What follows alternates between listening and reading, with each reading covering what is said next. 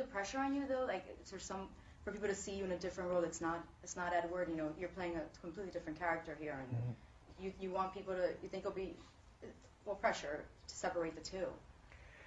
Yeah, I mean it's funny doing like franchise things because like people always judge it in terms of that.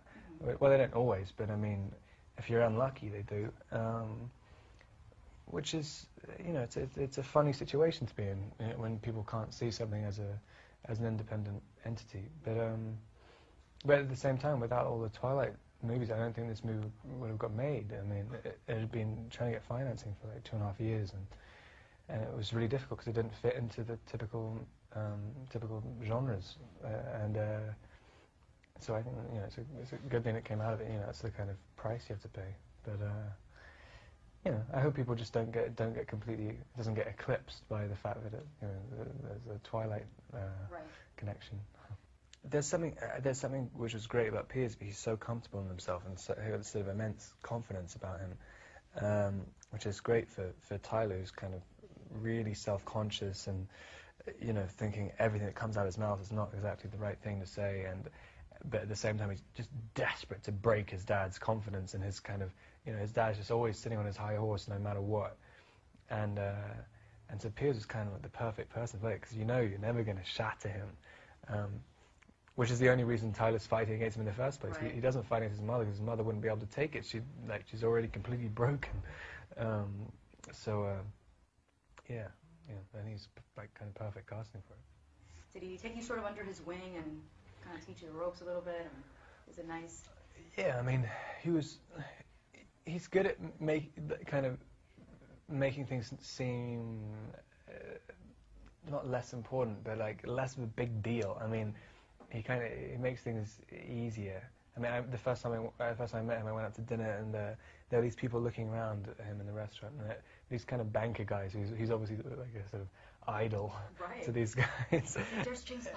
Yeah, and they're also looking around sniggering. And if that was happening to me, I'd just be like sitting there like stewing and just wanting to murder someone. Hide under the table, get out of there. Yeah, and he went up and like just introduced himself to them, and because he has this immense confidence, and he's just like, yeah, it's like, what are your guys' names? And like when I first saw him doing it, I was like, you're nuts! Like, what are you doing? And immediately they have this little chat, and they realize like, you know, he's a completely nice guy, yeah, and they don't look round again either, and it's like, it's a completely, you know, it's not a sort of sideshow attraction in the restaurant anymore. For the press that came around this movie when it was filming, it was like the swarms of fans and paparazzi sort of following you when you were doing those outside scenes. I mean, how crazy did it get? Was it like surreal for you? I mean, you're supposed to be hit by a cab and you're alive. Yeah, that was the fun. that whole story originated because it was about 5:30 in the morning, and I just arrived at set.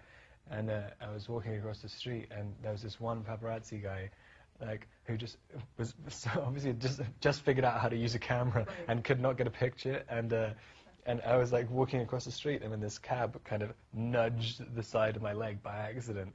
And so the guy was like, I didn't get a picture, so I might as well just sell this random story. And then the next day you see it on like CNN or something. You're like in a coma. I know, like my mom's calling me up going, "Are you hit by a car?"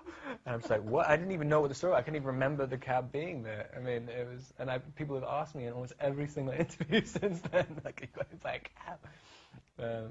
I guess it's a good story. All right, but I have to ask you about this one, because you got a lot of women crying all over the world with your allergic to vagina comment. What is up with that?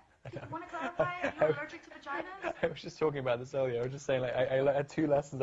Don't try and make jokes in interviews, and then the second was like, just don't do interviews at all. Vaginas, period. Don't talk about vaginas. People are very sensitive about them.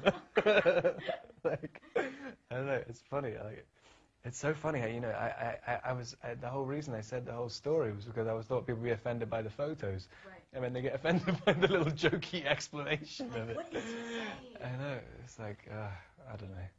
The world's a weird place.